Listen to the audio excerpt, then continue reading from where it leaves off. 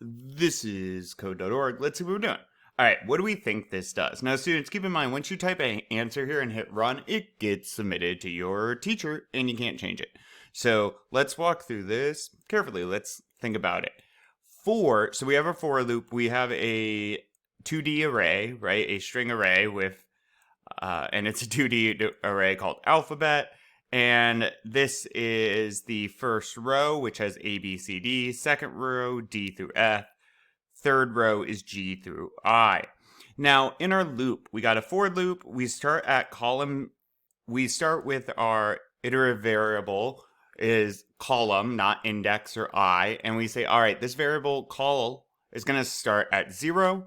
Column must always be less than the length of row 0. Well, what is row 0? What row is at index 0? This one. Because alphabet, keep in mind, is an array. It's an array with a length of 3, and index is 0, 1, and 2. So at index 0, what is the length of this array? The length is 3. So call will always have to be less than 3, which is great because we're starting at 0. We're going to go to 1. We're going to go to 2. And then we'll stop at 3 because that would be the 3 indexes. And column's going to go up by 1 each time. Row is very similar. Row is equal to 0. Row must be less than the length of the entire array, right? So whereas this is less than the length of the first row, A, B, C, this is less than the length of the entire array, which is row 1, row 2, and row 3. So, and did I just get those mixed up? I'm not sure. But call is the length of just this first row.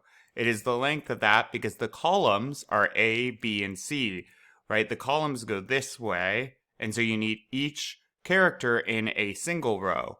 Alphabet.length is the length of the entire array, which is how many rows there are in general. Regardless, that's 3 as well. And then we put row first here. Interesting.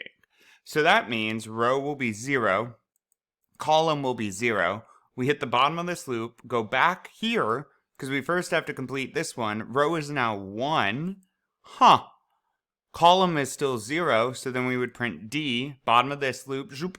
Row plus plus means add 1 to row. Row is now 2. Column would still be 0. Column's the outside loop, so then we would print G. We'd hit the bottom of this, add 1 to row. Row is now 3. 3 is not less than the length of our array. There's 3 rows. 3 is not less than 3. So we're done with this loop. We drop below. We print that line, which would be ADG.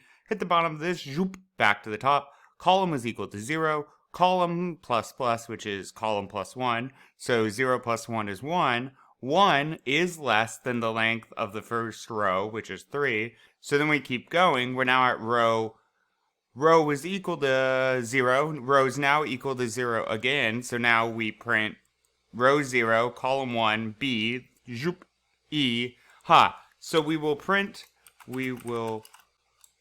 I won't do a complete sentence. Now, obviously, this is my words, not yours.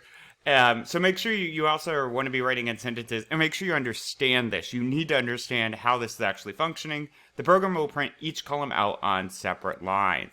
You also want to detail why it's doing this. Let's see.